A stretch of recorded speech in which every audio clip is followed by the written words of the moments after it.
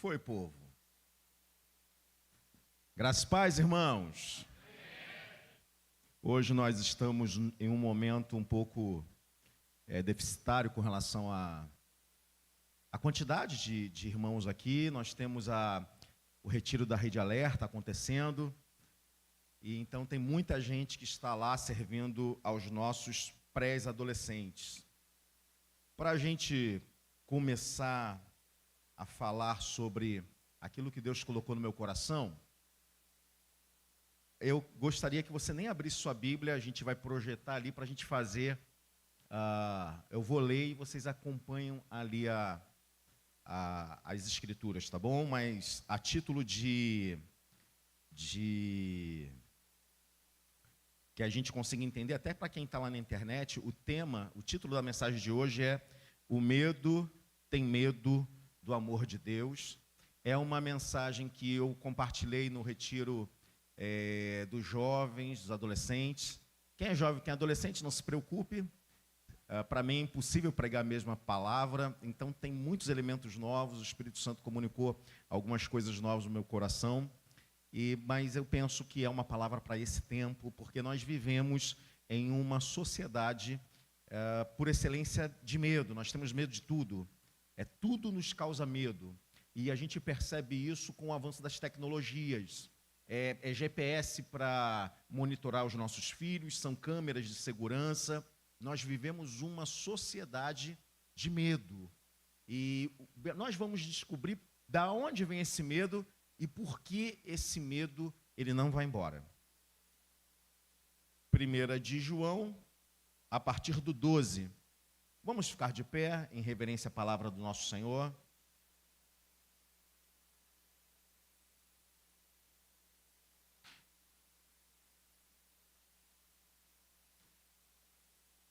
Ninguém jamais viu a Deus.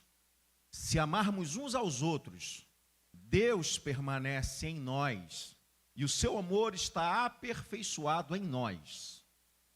Desta forma, sabemos que permanecemos nele e ele em nós.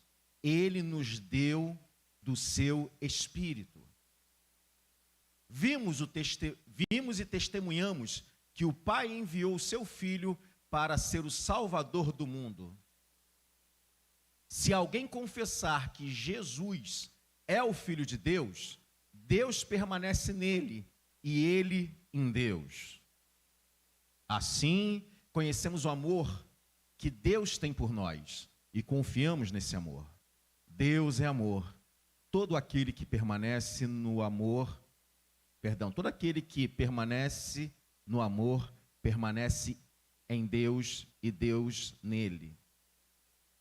Dessa forma, o amor está aperfeiçoado entre nós, para que no dia do juízo tenhamos esperança, porque neste mundo somos como Jesus. No amor não há medo. Pelo contrário, o perfeito amor expulsa o medo.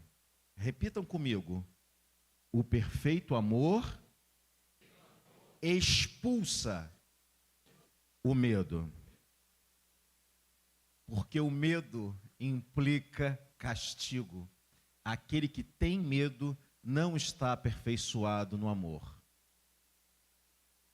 Nós amamos porque Ele nos amou primeiro.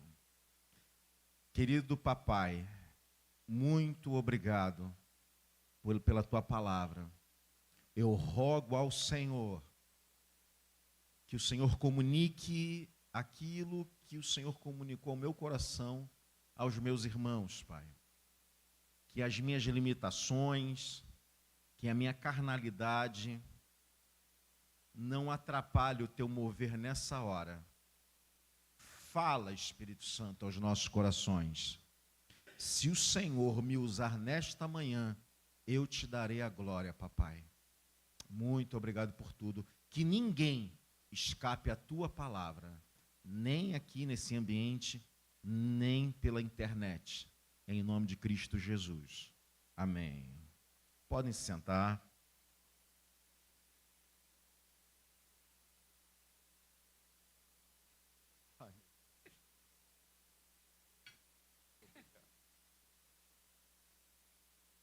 fé.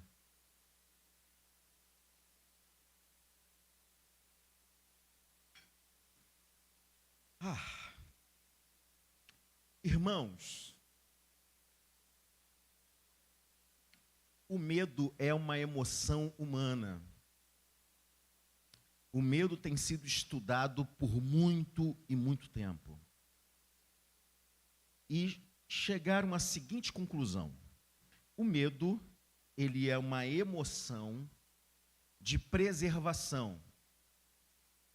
O medo é uma emoção de preservação. Nós sentimos medo daquilo que pode nos ameaçar. Mas, honestamente, eu creio que o medo ele não fazia parte do repertório das emoções humanas antes do pecado.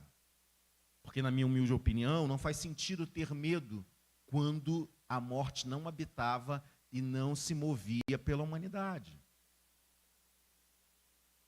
Em última análise, nós temos medo de perder a vida, medo de morrer. E isso é uma emoção importantíssima, porque dessa forma nós procuraremos a preservação nossa e a preservação de quem está no nosso entorno. Por isso, eu tenho uma hipótese de que o medo não fazia sentido em um mundo onde não havia morte. As festas de aniversários também não faziam sentido. Porque se o homem vive para sempre, como é que vai fazer festa de aniversário? As festas de aniversários não é apenas uma comemoração de mais um ano de vida. É a comemoração de, naquele ano, termos vencido a morte. Então, em um mundo em que não há morte, não fazia sentido medo. E esse mundo, ele era um mundo perfeito. Um mundo em que o casal estava no jardim do Éden e se relacionava com Deus. E o lindo é que a minha Bíblia, a tua Bíblia, diz que na viração do dia, ou seja, no pôr do sol, o Senhor iria se encontrar com o casal, com Adão e sua esposa.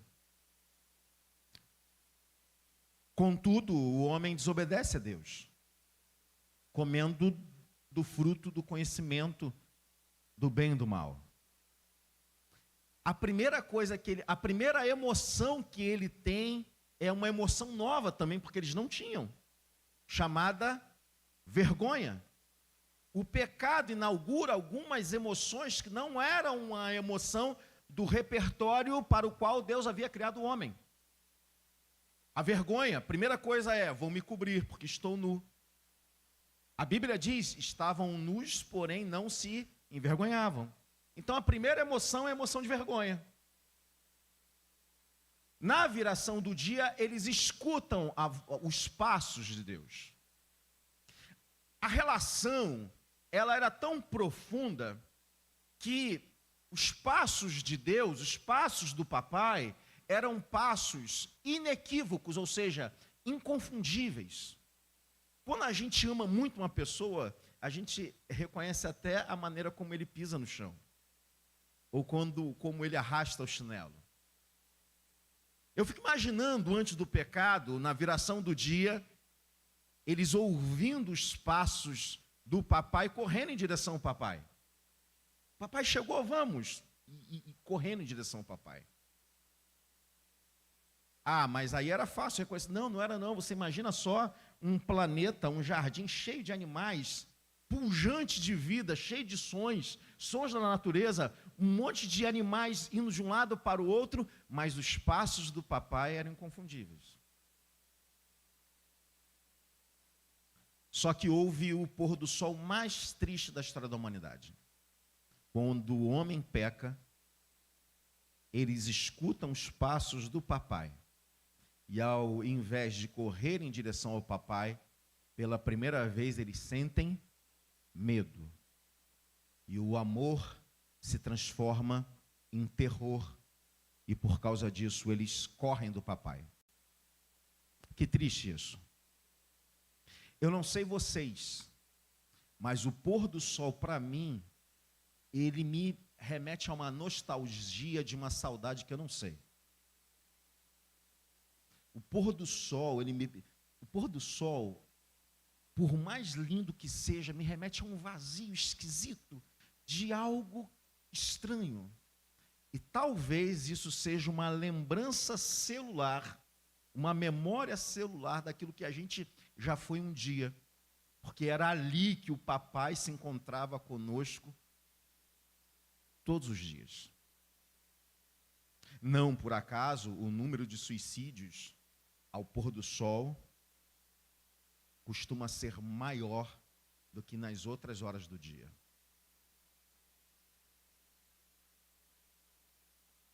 E esse ser humano, ele corre do papai, e o papai vai em direção a ele e pergunta assim: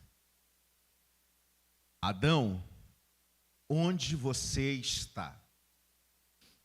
E o curioso é que Deus, sendo onisciente, ou seja, sabedor de todas as coisas, tanto no passado eterno, quanto no presente, quanto no futuro eterno, ele pergunta. Porque quando Deus faz uma pergunta para nós, não é para se informar. Quando Deus faz uma pergunta para nós, é para nos informar. E naquele momento, talvez, Adão e sua esposa, atrás de um arbusto, tenha pensado: onde é que eu estou? Era para eu estar nos braços dele, muito obrigado. Era para eu estar nos braços dele e eu estou aqui, escondido dele. Onde eu vim parar? Talvez Deus esteja fazendo algumas perguntas para você. O que é que você está fazendo da tua vida? Qual o rumo que você está tomando? Por que você tomou essa decisão?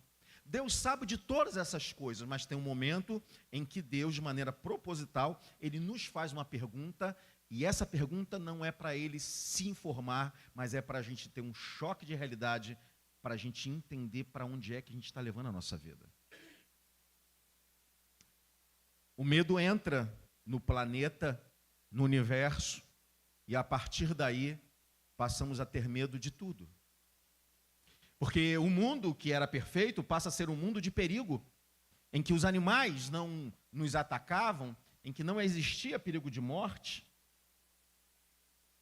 Contudo, agora o mundo passa a ser um mundo perigoso. Um mundo que pode me machucar. E por causa disso, esse homem e essa mulher passam a aprender habilidades para se manterem vivos, quando a sua energia principal era apenas tratar do jardim e fazer do jardim o maior jardim possível. Desgraçadamente, fomos tendo medo de todas as coisas. E aí o tigre passa a ser uma ameaça, a altura passa a ser uma ameaça, a escassez de alimento passa a ser uma ameaça, tudo no nosso entorno passa a ser uma ameaça. E esse homem, desde a antiguidade, ele vai se tornando cada vez mais sofisticado. E o medo, ele também vai se sofisticando. Por quê? Porque anteriormente nós tínhamos apenas medo daquilo que podia nos tirar a vida. E hoje, com o passar da tecnologia, nós vamos tendo medo não apenas daquilo que pode nos tirar a vida, mas daquilo que a gente dá uma interpretação do que é importante. Como, por exemplo, honestamente, quantos têm medo aqui? Se eu falo agora aqui, ó. Ei, você, vem cá, fazer uma oração agora. Calma, eu não vou fazer isso. A pressão de alguns já foi 15/12. Mas se eu pegar esse microfone e falar, vem cá, honestamente, você ficaria com medo? Eu fico com medo. Eu preciso de 5 minutos para saber que eu vou falar em público. Se alguém falar, ó, tem como você fazer? Quando? Agora, dá aquele tremelique. Mas por que a gente agora não tem... E falar em público, existe algum potencial de destruição ou de ameaça à vida? Sim ou não? Não, tenho medo de falar em público, né? Vai que eu morra. Não, não é isso. Nós passamos a sofisticar os nossos medos. Eu tenho medo... Eu não tenho medo de falar em público. Eu tenho medo de passar vergonha. Alguns aqui sabem que eu sou psicólogo e tem gente que tem medo de altura. E quando vai lá no consultório, tem medo de altura. Eu falei, vou te curar agora. O CRP batendo lá na minha porta, né? Falei, eu vou te mostrar que você não tem medo de altura. Não, eu tenho. Não, não tem. Não tem. Não, não tem.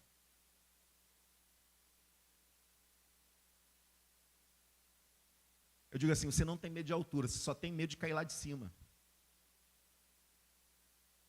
É ou não é? Uma pessoa com medo de altura, ela ficaria em paz num prédio de 15 andares se ela não precisar chegar perto da janela, gente? Ela fica preocupada o tempo todo? Não. Porque ela sabe que está segura. Agora a pessoa ela tem medo de cair lá de cima. Tem medo do escuro? Não, você não tem medo do escuro. Você só tem medo de desconhecido. Você só tem medo daquilo que o escuro pode esconder. Isso significa que o medo e a raiz de todo medo é a insegurança. Todo medo tem apenas uma única raiz, a insegurança. É por isso que o verdadeiro amor expulsa o medo.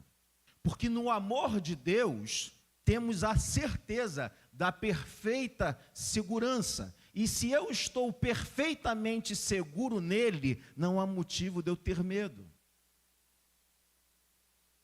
Todas as vezes que eu tenho medo, existe uma implicação aí. Significa que eu não estou me sentindo seguro. Mas à medida em que eu sou amado por Deus, e Ele tem o seu perfeito amor, isso significa que eu estou perfeitamente seguro. O verdadeiro amor expulsa o medo. E via de regra, hoje nós temos 3 ambientes distintos de termos medo. Pelo menos o meu horizonte consegue contemplar esses 3. A maioria dos seres humanos, no geral. Temos medo do futuro, temos medo acerca do mundo à nossa volta, e temos medo se nós somos capazes de viver nesse mundo e se relacionar com essas pessoas. Então eu vejo de 3 patamares, 3 ângulos, 3 vieses diferentes, onde é que o amor dele, o medo ele nos ataca. Eu tenho medo do mundo, tenho medo do futuro e tenho medo se eu vou dar conta, se eu sou capaz. E aí a gente vai falar um pouco sobre esses 3 vieses.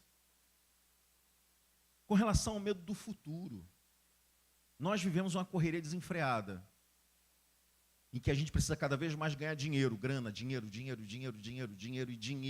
e se der mais um pouco a gente ganha dinheiro.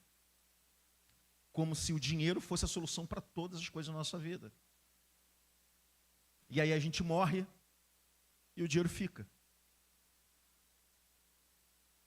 Irmãos, quando Jesus, ele diz que nós não podemos servir a 2 deuses e a 2 senhores, ele não fala que é o pai e o diabo.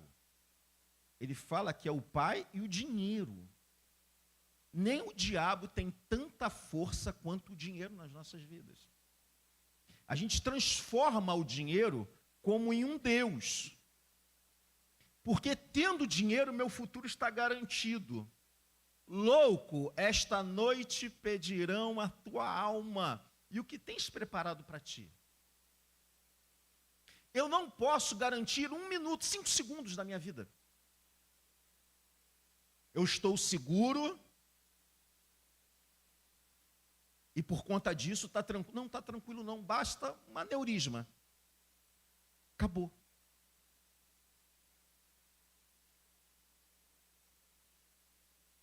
Basta o miocárdio parar.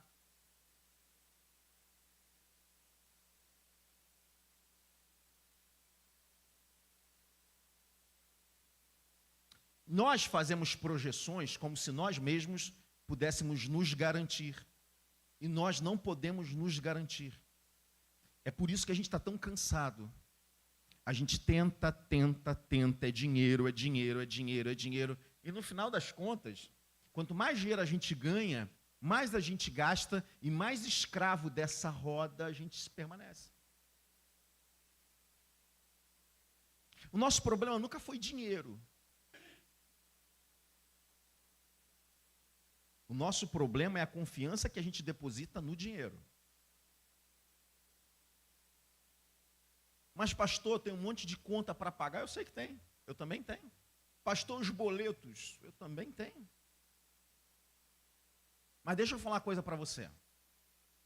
Você está aqui hoje, alimentado, vestido. Quantas vezes você imaginou que seria o fim da linha? Quantas vezes você imaginou que não daria mais? Quantas vezes você pensou, não vai dar mais certo? Cheguei no meu limite e agora o que eu faço? Quantas vezes você já abriu lá o teu armário de cozinha e não tinha nada, e você com um filho pequeno?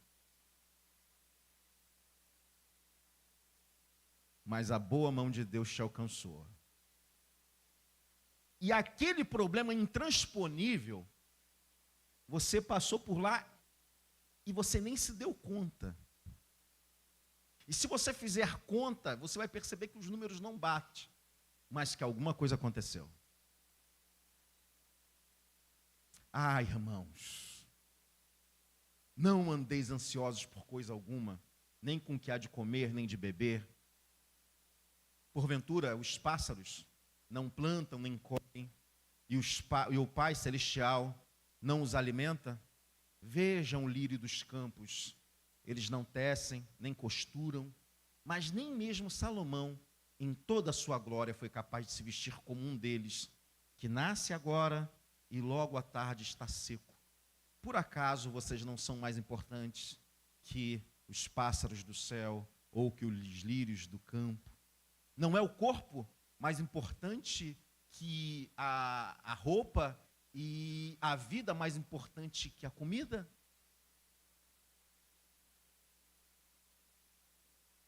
Mas a gente inverteu.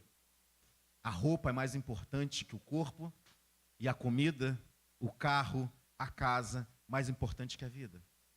E aí o Senhor Jesus, ele continua no seu discurso, para que lá no final ele fale bem assim, mas buscai o reino de Deus e a sua justiça e todas as demais coisas. Quais demais coisas? O que ele havia dito anteriormente. Vos serão acrescentados. Sabe o que ele está falando? Não gaste a tua vida no carro, em conquistar o carro mais incrível do mundo. Não gaste a tua vida colocando porcelanato na tua casa, colocando torneira de ouro. Não gaste a tua vida nessas coisas que não são importantes. Porque não há nada mais importante que a tua vida. Gaste a tua vida naquilo que é importante. O reino de Deus é a sua justiça. Por quê? Porque todas as outras coisas eu garanto.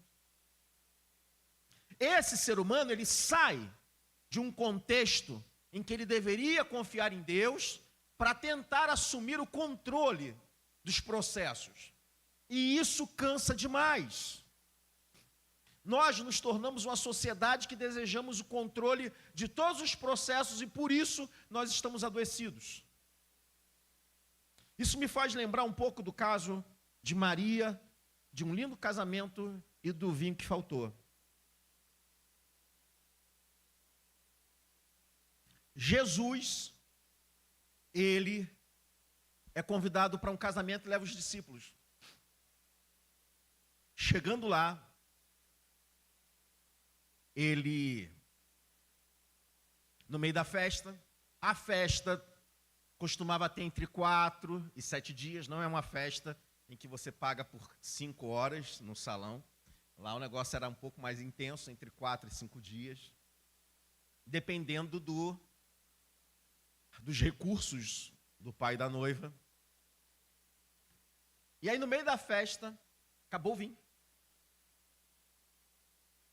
Maria, mãe de Jesus, tudo indica que era uma família muito próxima. Tudo indica que era uma família muito próxima. Porque Maria ficou sabendo de algo que ninguém mais sabia. E aí ela vai até Jesus e fala assim: Jesus, não tem vinho. Por que vocês acham que ela foi até Jesus falar sobre vinho? Porque ela sabia que ele podia solucionar. Ela sabia que ele podia resolver. Qual a resposta que ele dá para ela? Mulher, ainda não é chegada a minha hora. Maria vai até Jesus dizendo para ele o que ele tinha de fazer, ou não? O que ela espera dele? Resolve isso. E ele diz: não é chegada a minha hora. Maria, ela vai até Jesus como mãe de Jesus, ou seja, como quem manda. E quando ela vai como quem manda, como ela vai como quem dá instrução para Jesus, não é chegada a hora. Mas quando ela sai de perto dele e diz bem assim: faça tudo o que ele disser, ela sai do mando e vai para a obediência. E aí passa a ser a hora dele agir. Enquanto a gente está mandando Jesus, enquanto a gente está dando instrução para Jesus, não é chegada a hora. Enquanto a gente está no controle, Jesus não age. Quando ela decide tirar a mão e abrir mão do controle, ali é chegada a hora. Vou falar uma coisa para você. Tem muita área na tua vida que Jesus está falando: ainda não é chegada a minha hora, porque você ainda está com a mão no controle. Quando Maria decide entregar o controle para ele, agora eu resolvo. Você precisa decidir quem será o Senhor da tua vida, se é você ou se é Jesus de Nazaré. Está tudo pronto para você. Tem gente aqui nessa manhã, tem gente aí pela internet que está tudo pronto. A bênção já foi liberada. A situação já foi resolvida. Mas porque você não tirou a mão do controle, Jesus está falando: ainda não é a hora. Quando você se render, e de fato se render a Ele, ô irmão, ô minha irmã, Ele vai falar bem assim: encham as talhas de água.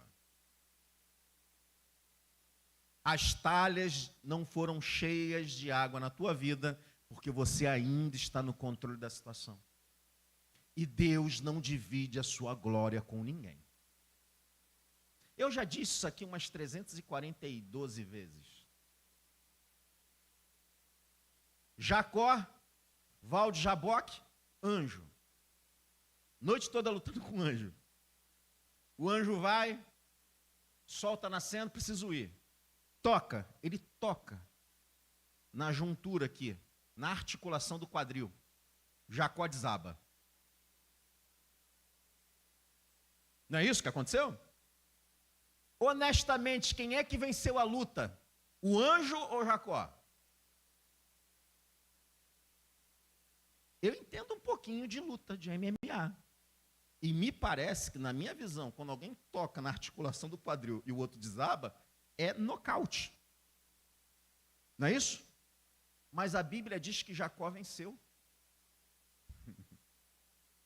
Sabe por quê? Porque quando a gente está com Deus em uma determinada luta, a gente só ganha quando a gente se rende.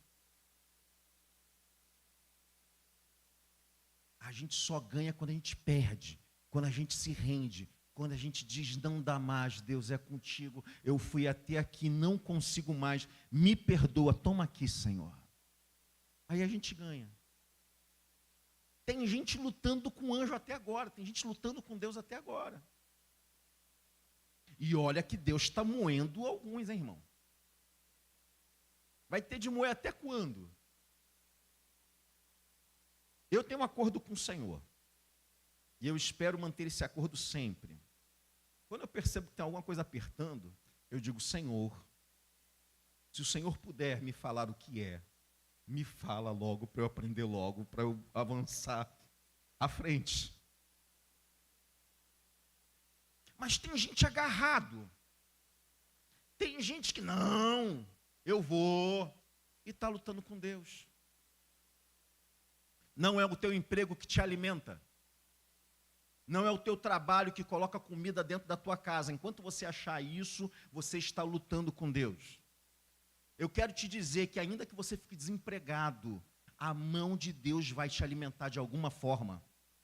É Deus quem te sustenta. O teu trabalho é apenas a tua missão. E nessa missão você precisa revelar o amor de Deus para as pessoas que estão à sua volta. O teu trabalho não é para te sustentar. É o Senhor quem te sustenta. O teu trabalho é para você revelar o amor de Deus às pessoas que estão à tua volta. Enquanto a gente pensar que é a partir do trabalho que vem o nosso sustento, isso se chama idolatria. E o pecado de idolatria é semelhante ao pecado de feitiçaria. Mas a gente ficou com medo. Eu tenho umas maneiras de sentir medo. Mas o meu medo geralmente demora em 5 minutos. Porque eu aprendi uma coisa. E aí, no finalzinho, quero ensinar uma coisa para vocês também. Tem me ajudado muito. Por quê? O medo tem medo do amor de Deus. Um outro aspecto do que a gente tem medo é do mundo à nossa volta. E esse é ainda mais subjetivo do que o outro. Um bebê, e hoje nós iremos apresentar aqui um bebê, ele é a expressão da ternura.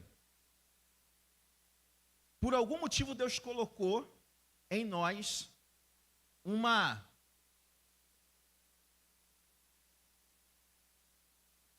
um gatilho, por assim dizer, quando um bebê chora. Tem alguém aqui que consegue se manter da mesma forma se tem um bebê chorando ou um bebê rindo? Eu não consigo. Olha só que coisa linda. Bate uma saudade, mas aí eu lembro dos desafios, a saudade passa.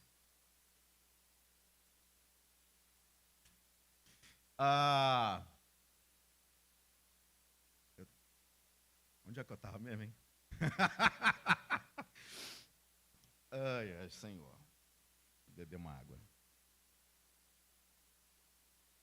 Muito obrigado, Pio. Parece que existe uma espécie de um mecanismo que faz com que a gente se importe com os bebês. É muito difícil alguém que fique inerte diante de um bebê, ou que chora, ou que ri. E dessa forma, quando o bebê ele já nasce chorando. Por quê? Porque ele precisa de atenção. O bebê humano é o bebê mais frágil que existe na espécie de todos os animais. Ele não consegue se alimentar bem. Já viu o bebê da girafa? Ele já nasce tomando um tombaço de mais de 2 metros. A girafa não dá a luz deitada, a girafa dá a luz em pé. Então o bebê, daqui a pouco, balança um pouco. Se ele não levantar logo, a girafa vai lá de maneira muito gentil, começa a dar uma pisada nele. Por quê?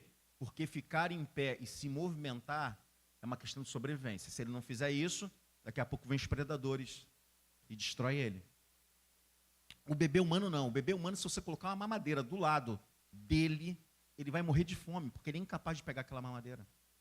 O bebê humano, quando nasce, ele só consegue enxergar um palmo à frente dos olhos, que é justamente a distância em que ele está dos braços da mãe, quando a mãe está amamentando ele. E ali há uma conexão, não apenas de nutrição, como também afetiva. O bebê ele necessita de afeto, e a gente está em busca de aceitação a todo instante.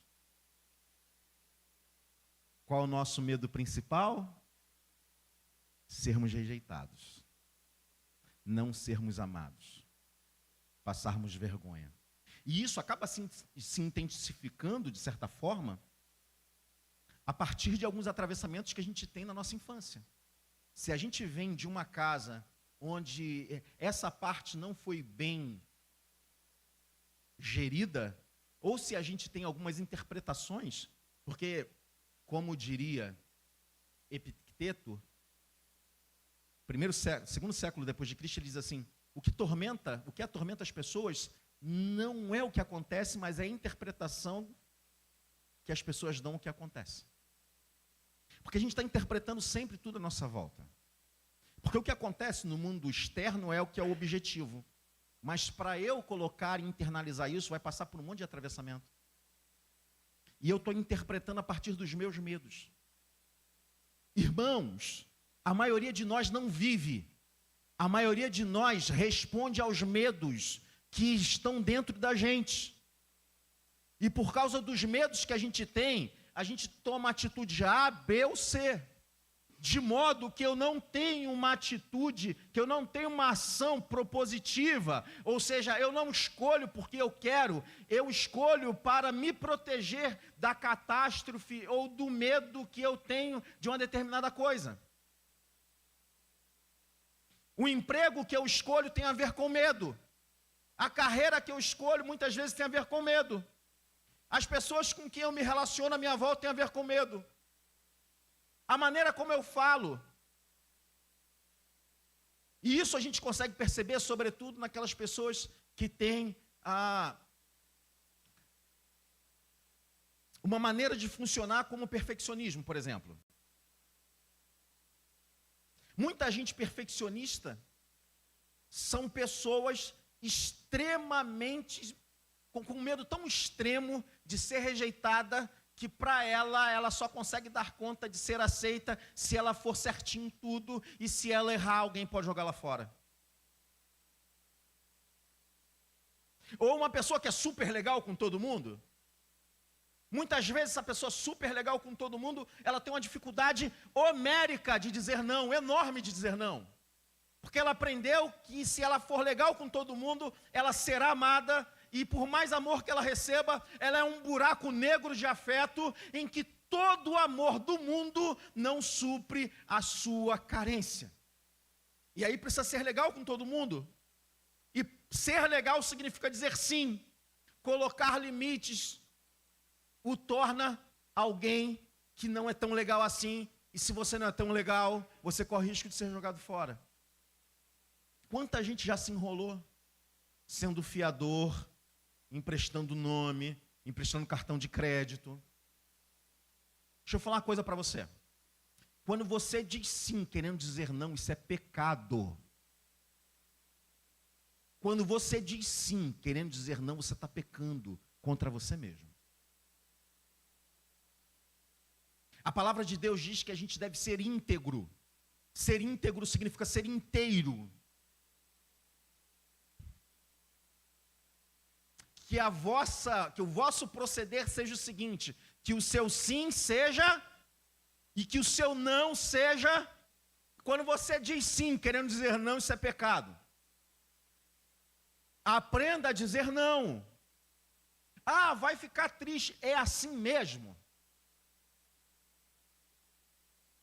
As relações, elas pressupõem acordos, aperfeiçoamentos, e em um determinado momento a gente vai precisar magoar o outro.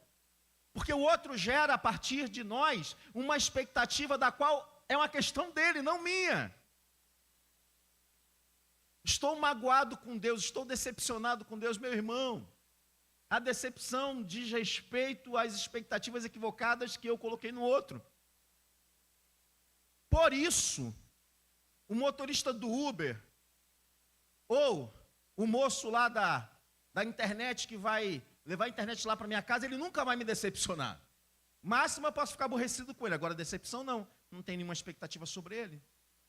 A gente se decepciona a partir das expectativas equivocadas que a gente coloca sobre o outro. Será que Deus vai ficar decepcionado com a gente? Nunca, Deus não se decepciona. Deus, ele não tem expectativa sobre nós. Deus sabe quem a gente é. A gente deve trabalhar menos expectativa e mais perspectiva.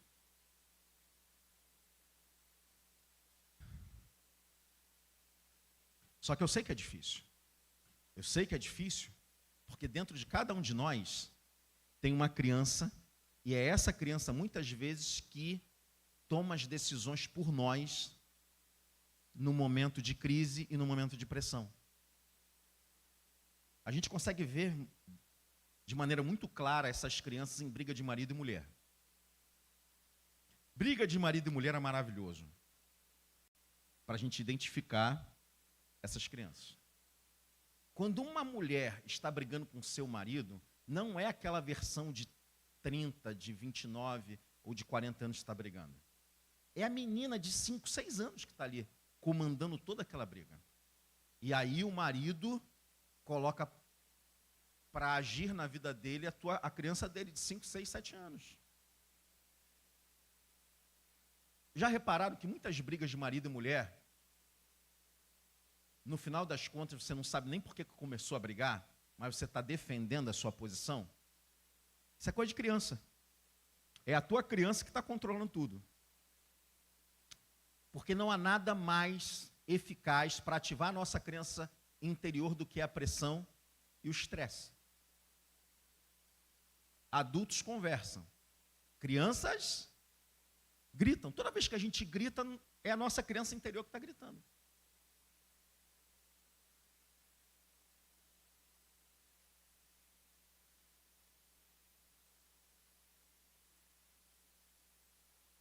E a última parte muitas vezes nós temos medo de não dar conta, medo de quem a gente é,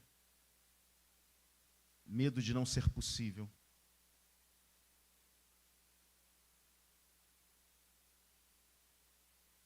Nós somos a imagem e semelhança do Eterno.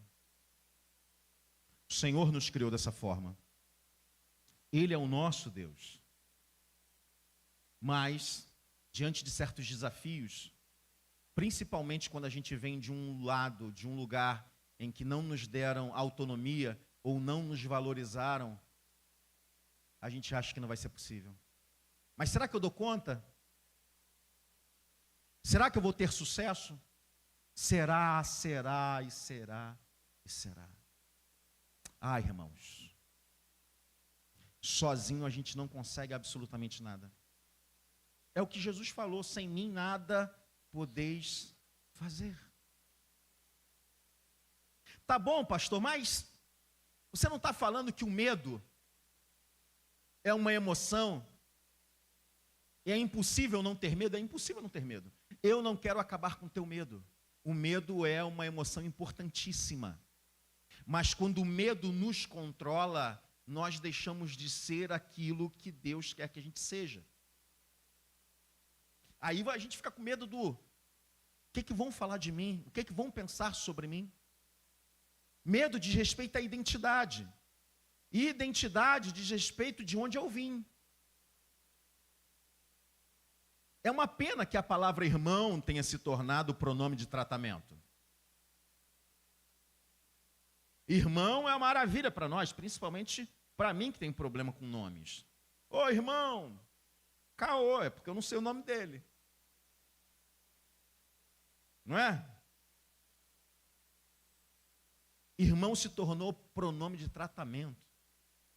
Desgraçadamente se tornou pronome de tratamento. Irmão não é pronome de tratamento. Irmão é a identidade daqueles que são nascidos de um mesmo pai. Eu vim dele. E isso não é religião. Porque todas as religiões, elas têm um calcanhar de Aquiles. Todas elas, inclusive a religião evangélica. A religião vem do latim religare. Uau, estou até falando latim.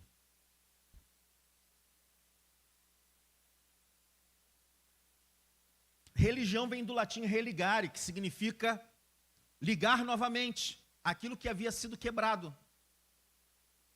Quando o homem peca, se quebra. E ali todo o esforço de qualquer pessoa era buscar o transcendente, buscar Deus. E aí começa a se criar religião. Só que Deus já tinha uma solução. O Evangelho. Evangelho significa boa nova. E não é qualquer evangelho, é o evangelho do reino. É a boa nova do reino. Em que Deus estava em Cristo reconciliando o mundo consigo mesmo, não imputando aos homens as suas transgressões. Religião é o nosso esforço de subir até o céu e encontrar Deus. Evangelho é Deus descendo até a terra em busca da gente. Nós somos filhos de Deus. Mas por que Deus criou o homem sabendo que o homem iria pecar? Por quê? Por quê? Sabe não? Você vai saber quando você tiver teu filho. Essa resposta ela foi respondida quando nasceu minha primeira filha. E foi plenamente respondida quando nasceu minha segunda filha. E quem sabe, né?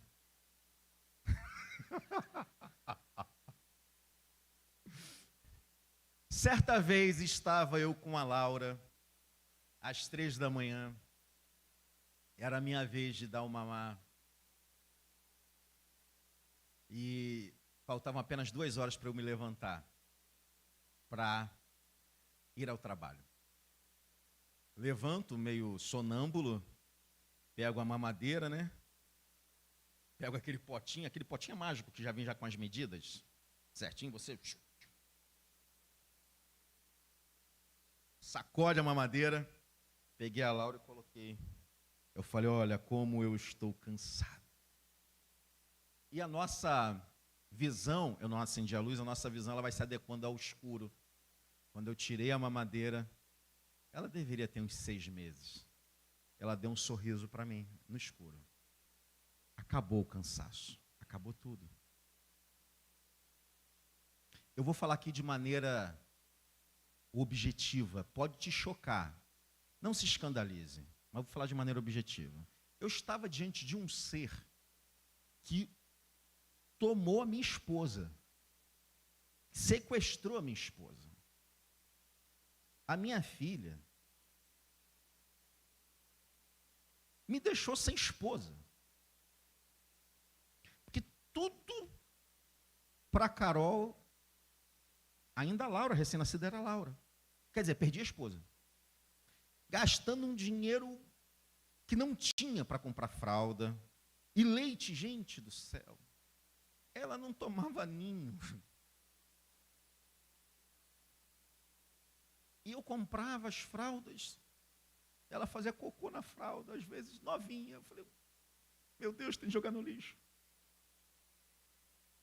Aquele ser, ele não me devolvia e não me retribuía absolutamente nada. Mas eu a amava mais do que a minha vida. Não pensaria um segundo se tivesse de dar a minha vida por ela. Se eu que sou mal, eu sou mal, e muito mal. Sou pecador. Consigo ter esse sentimento nobre por um bebê que dirá ao teu pai que está no céu como ele te ama. Você que é pai, que é mãe, veja só como você ama teu filho ou tua filha. Multiplica isso pelo infinito. É dessa forma que Deus te ama. É dessa forma que Deus te ama. Aí vem a minha segunda. E qual era a minha principal crise? Será que eu vou conseguir amar a segunda da mesma forma que eu amo a primeira? Porque eu acho que não cabe mais amor no coração. Estava redondamente enganado. Ah, Estela. A Laura é como a brisa das tardes de primavera. E a Estela é como a ventania das manhãs de verão. A minha vida sem essas meninas não seria a mesma. Se eu que sou mal, eu consigo fazer isso pelas minhas filhas. O teu pai que é perfeito, ele te ama. Sabe quando você ama para a tua filha? Por que Deus criou a gente? Vocês acham que eu vou ter 2 filhas e não acham que elas vão me desobedecer em algum momento? Sabia. Teve um momento em que a Laura virou para mim, como ela argumenta desde criança. Olhou para mim, papai, posso fazer isso? Eu falei, não posso, não pode, filha. Ela falou, mas fulano de tal faz. Eu falei, filha, você não é o fulano de tal. Mas o pai da fulano de tal deixa. Eu falei, mas eu não sou o fulano de tal. Eu queria que ele fosse meu pai. Eu olhei para ela assim, eu estava chorando horrores por dentro. Eu falei, filha, mas eu sou o que você tem para hoje. E me retirei com muita calma para ir chorar no banheiro. Você acha que em algum momento teu filho ou tua filha não vai querer que o outro pai seja o pai dela ou a mãe dela? Eu sabia isso desde o início. Mas mesmo assim eu topei ser pai, sabe por quê? Porque a relação é muito maior do que qualquer coisa que elas possam fazer contra mim. Por que Deus criou o homem e a mulher? Por que Deus criou filhos e filhas? Porque a relação é muito maior do que o pecado que a gente pode cometer contra ele. Ele te ama. Talvez você esteja aí sentado, cheio de culpa, trazendo uma história culpada de um monte de coisa. Deixa eu te falar uma coisa. Deus, quando Ele te olha, Ele é capaz de te amar mais do que eu sou capaz de amar as minhas filhas. E aqui vem um segredo. Quando o medo bater a sua porta, não se esconda dele. Abra a porta e diga, olá, medo. Entre, por favor. Mas pastor, o medo bateu a sua porta, não se esconda. Quanto mais você se esconde, mais ele vai bater forte a sua porta. Imagine aqui, ó, o corredor, o nosso corredor.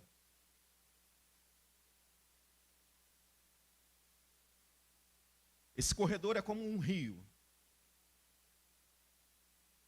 E eu não quero que esse rio ele continue correndo. Eu vou colocar aqui uma barreira. Colocando uma barreira aqui, esse rio ele para de correr na hora. E isso funciona por algum tempo. Mas depois de algum tempo, o que vai acontecer? Vai transbordar. E suponhamos que esse rio tenha 5 metros de uma margem à outra. Ele para de correr, em algum momento parece que deu certo, mas ele transbordando, ele vai para os lados e aquilo que tinha 5 metros entre uma margem e outra passa a ter 10 metros. E aí eu coloco uma barreira maior. O que vai acontecer? Vai funcionar durante um tempo. E depois o que acontece? Vai transbordar. Vai transbordar. E aquilo que tinha 5 metros entre uma margem e outra, daqui a pouco eu tenho 100 metros de uma margem e outra. Assim também é o medo. A gente não deve parar o medo ou tentar estancar o medo, porque isso pode funcionar durante um tempo, mas ele vai transbordar. Ele vai ficar muito maior do que era. O medo vem, bate a porta, o que eu faço? Abro a porta e digo, olá, medo, por favor, queira entrar. E aí fecha a porta? Não, não fecha a porta. O medo entrou pela porta, você fala bem assim, só um instantinho que eu vou chamar alguém para conversar com a gente. Amor do papai? Entra também para você conversar com o meu medo. E coloque o amor de Deus para conversar com o teu medo. O medo tem medo do amor de Deus. Se você tentar dialogar com o medo sozinho, ele vai te engolir, ele vai te amedrontar, ele vai te transformar em algo minúsculo. Mas se junto do medo, você também chamar o amor de Deus para conversar com o medo vai embora. Porque a gente leu ali, o verdadeiro amor expulsa o medo. O que está faltando na nossa vida não é a gente ficar mais forte, mas é a gente se fragilizar diante do amor de Deus. O que está faltando não é acabar os medos, mas é o medo entrar. E junto do medo a gente chamar o amor de Deus. Está passando por uma situação difícil, o medo vem, O medo vem e está tudo bem, é normal sentir medo. Amor de Deus, entra aqui dentro, vem conversar com o meu medo. Eu tenho absoluta certeza que o medo não permanecerá, porque o verdadeiro amor expulsa, lança fora todo o medo. Vamos deixar de viver uma vida em que nós apenas respondamos, estamos apenas respondendo o medo e reagindo ao medo. Você não foi criado para reagir ao medo. Você foi criado para reagir ao amor de Deus. Porque aquele que é nascido de Deus tem o Senhor dentro de si. E esse, sem dúvida alguma, é aperfeiçoado no amor de Deus. Vamos orar ao Senhor.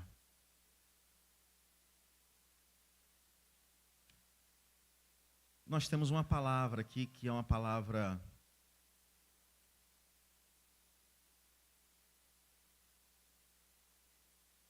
clara. Eu sei que eu permaneci aqui com vocês quase uma hora fazendo essa explanação. Mas se eu pudesse resumir essa palavra, eu resumiria no seguinte: você que tem estado com medo, você que não sabe a profundidade, a largura e a intensidade do amor de Deus, você precisa conhecer esse amor. Você tem caminhado sozinho e muitas vezes a gente tem aberto mão desse amor. Por isso a gente está com medo.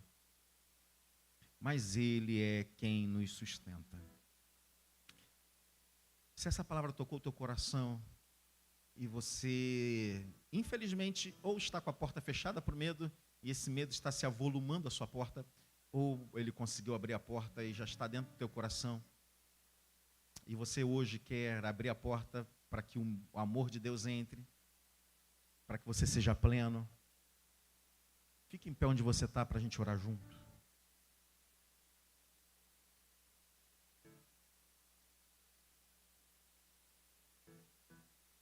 Amém, isso aí. Estão todos orando. Tem gente aqui com um medo enorme de errar. Eu não posso errar. Que lida muito mal quando erra. Você sim pode errar. Ninguém vai te jogar fora.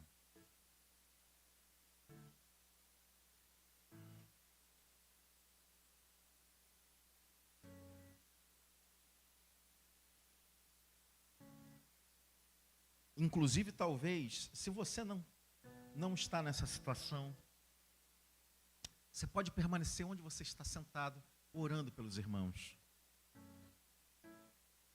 Mas eu sinto aqui hoje, nessa manhã, que inclusive tem gente que não está conseguindo se colocar de pé porque está com medo. O que é que vão pensar de mim? Os homens podem pensar o que quiser. Mas o papai é quem toma conta de nós. E ele está te fazendo esse convite. Eu quero entrar com o meu amor. Deixa apenas eu conversar. Tem uma conversa de meio minuto com o teu medo. E esse medo, ele será lançado fora. Porque o medo é a dúvida do cuidado. O medo é a insegurança. E o amor de Deus é a certeza de que estamos seguros em todo o tempo. Quando alguém aponta uma arma contra nós, e estamos no amor de Deus, sabemos que a nossa vida não é nossa, mas que pertence a Ele, de modo que ninguém pode nos tirar absolutamente nada de nós mesmos, porque tudo que temos e possuímos pertence a Ele. O ladrão não rouba nada de nós. O bandido não mata ninguém que está no amor de Deus.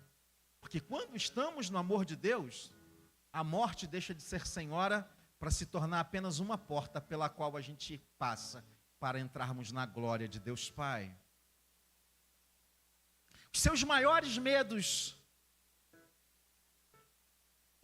são reduzidos a cinzas quando o amor entra E o amor mostra as marcas da crucificação. O amor mostra as marcas dos cravos. O amor mostra a marca em seu lado. O amor mostra as marcas da coroa de espinhos. E o medo, ele precisa se comover e ficar de joelhos. Ele nos amou primeiro. Ele nos amou primeiro. Ele nos amou primeiro. Louvamos ao Senhor porque Ele nos amou primeiro e nós somos e deveríamos ser a expressão desse amor. Ah, Senhor, eu não quero mais lutar contra os meus medos, Senhor. Eu quero ser propriedade exclusiva do Senhor. Se o que esse pastor está falando aí for verdade, eu quero. Porque eu estou cheio de problema, eu estou cheio de... A minha vida está toda enrolada.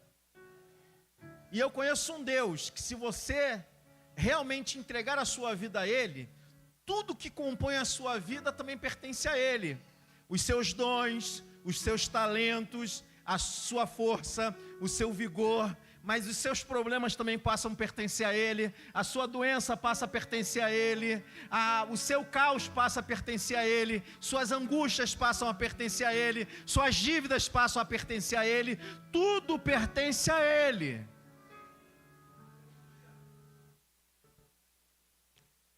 Oh, Espírito Santo, muito obrigado pela Tua graça, Pai. Obrigado, porque nós não precisamos mais temer os passos no jardim. Obrigado, Espírito Santo, porque o Senhor tem sido maravilhoso. Obrigado, Senhor, porque o medo tem medo do Teu amor. Obrigado, porque a nossa vida não precisa ser apenas uma reação às circunstâncias que estão à nossa volta. Toma a nossa vida nesse momento, Pai. Toma os nossos temores, Senhor. Obrigado por tudo, meu Pai. Toma, Senhor, desses irmãos que de maneira corajosa se colocaram diante do Senhor dizendo: eu preciso chamar esse amor para conversar com o meu medo. Eu não aguento mais, eu preciso.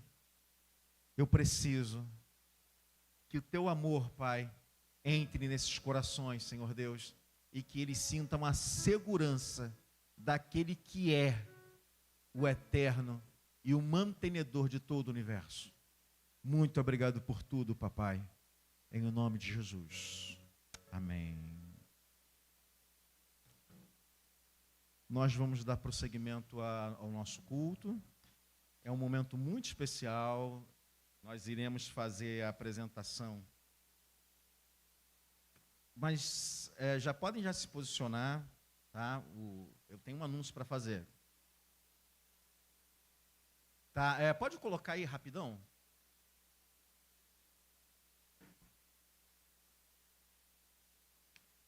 Irmãos,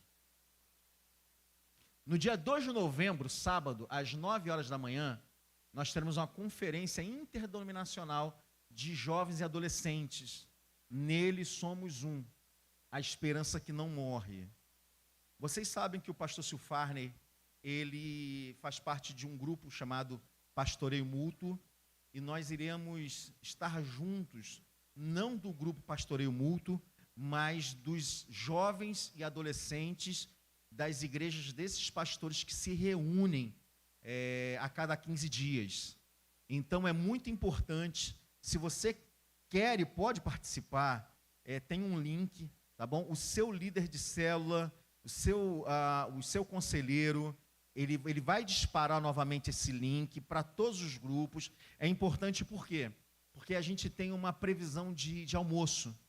A conferência ela vai custar, com o almoço, R$25, não é isso?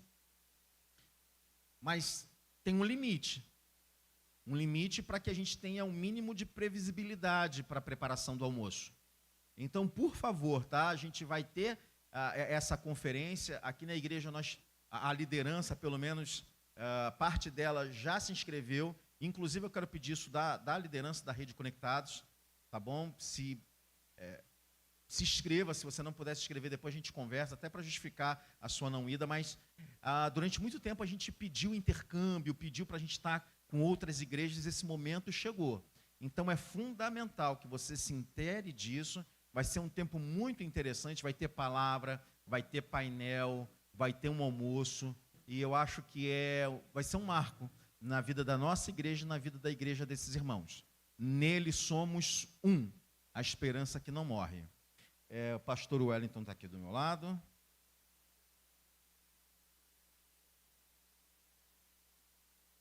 Amém, irmãos. Graças e paz. Bom dia, não, boa tarde já, né? Você vai precisar só desligar aqui o som por 2 minutinhos e já iniciamos. A família já vai se posicionando lá atrás, na verdade já está, né? Então, por favor, desligue aí.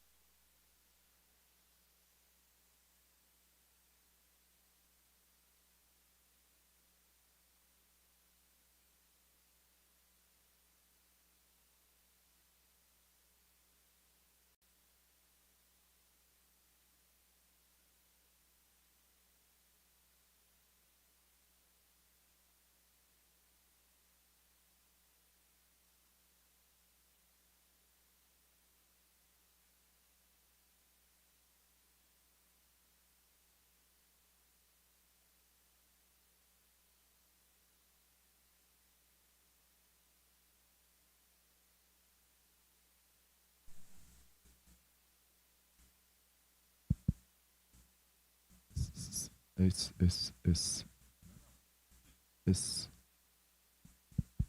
Amém. Amém. Vamos pedir à igreja para se colocar de pé. Pedir para os papais e o cortejo, junto com a Ana Flávia, possa chegar. Pode ficar à vontade. Glória a Deus. Não é tarde para se sonhar. O céu ainda é azul, a esperança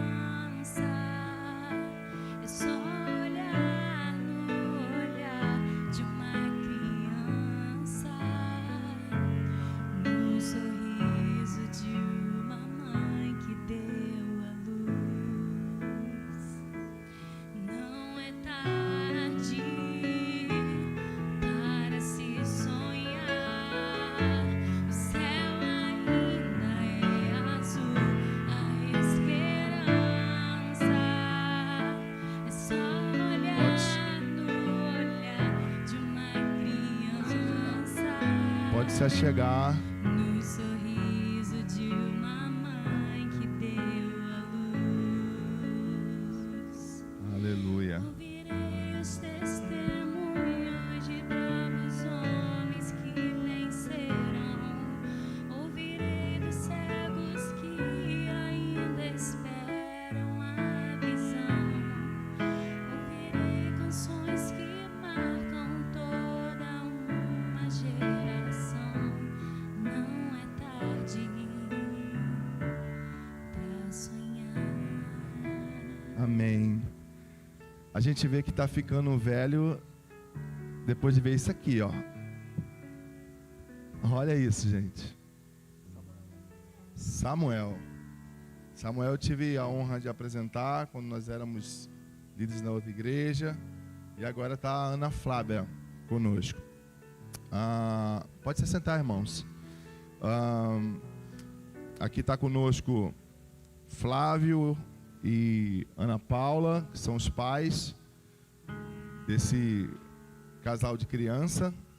Aqui na SEM a gente não tem costume de batizar as crianças, e sim apresentar. E a gente entende que a primeira autoridade na vida dos filhos são os pais, né? Então a gente vai ajudar aqui o Flávio, né, com essa oração e estender também aos avós, né, com licença, virar de costas. A Nádia está aqui também, né, os tios, irmãs, titios, avós, né, que fazem parte também dessa tribo que vai orientar, vai orar, vai estar apoiando tanto o Flávio como a Paula nessa linda jornada que criar filhos, né? O meu mais novo está com 19, né? Então a gente vê, então quero que a pastora Bianca passe por Flávio agora, eu vou estar auxiliando ele aqui nessa oração. Peço a igreja para se colocar de pé.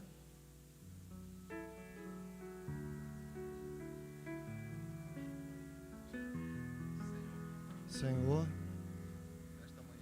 nesta manhã, eu lhe apresento minha filha, Ana Flávia, Que o Senhor já conhece. que o Senhor já conhece. Eu peço Eu peço que o Senhor lhe dê saúde, que o Senhor lhe dê saúde, sabedoria sabedoria e me capacite e que me capacite, a mim e a minha esposa a mim e a minha esposa, para cuidar, para cuidar, ensinar ensinar ela nos seus caminhos. ela nos seus caminhos Que eu não atrapalhe e que eu não atrapalhe aquilo que o Senhor tem para ela. aquilo que o Senhor tem para ela. Em nome de Jesus. Amém.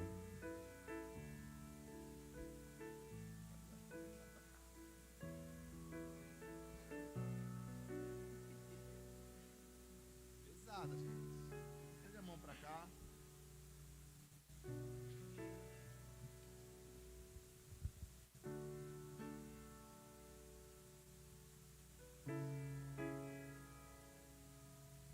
Senhor, como ministro do Teu Evangelho, nós apresentamos a Ana Flávia nas Tuas mãos. Assim como o Pai orou, que nós não venhamos atrapalhar, e sim contribuir para o crescimento, para que ela possa a cada dia crescer na Tua graça e no Teu conhecimento. Nós apresentamos ela a Ti, em nome do Pai, do Filho e em nome do Espírito Santo de Deus. Flávio, Ana, nós vamos devolver ela para Ana Flávia a vocês. Por um tempo, porque sabemos que ela foi a obra que Deus presenteou a vocês, aos avós, aos tios, aos parentes, aos amigos que aqui estão nesse momento.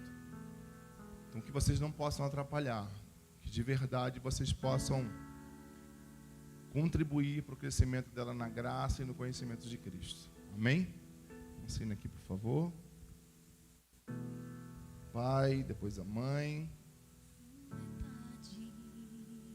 Pra sonhar, não é não, minha força vem Paula. de um Deus que faz milagres. Minha fé está além do impossível. Opa! Minha esperança viva está, meu coração não quer parar, pois não é tarde.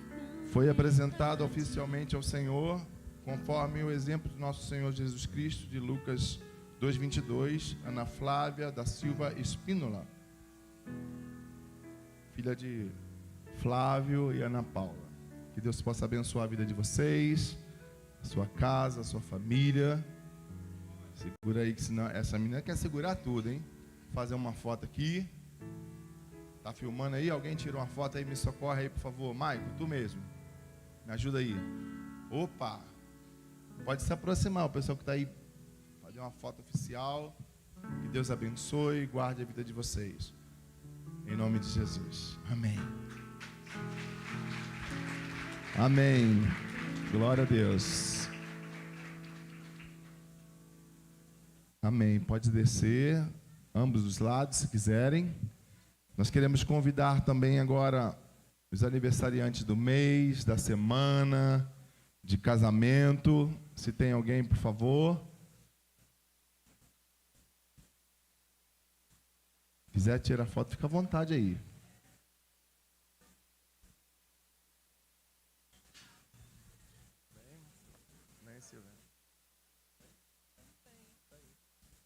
Pode subir aqui os aniversariantes da semana. Nós sabemos que os nossos prés estão lá atacando fogo no retiro, né? Alguns papais livres dos filhos por um tempinho, hoje à noite estão de volta. Amém. Uma Eliane, fez aniversário. Aí é casamento, né?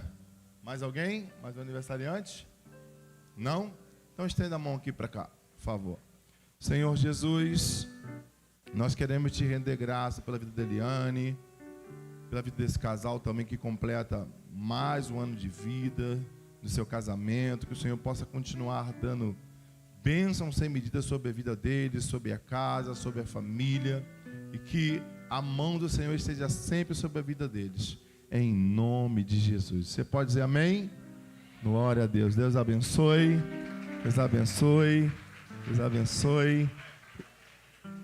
A Manu, rapaz, esqueci da Manu. Esteja de mão. Ah, tá. É 7 anos já? 6 anos. Tá velha, hein, Manu?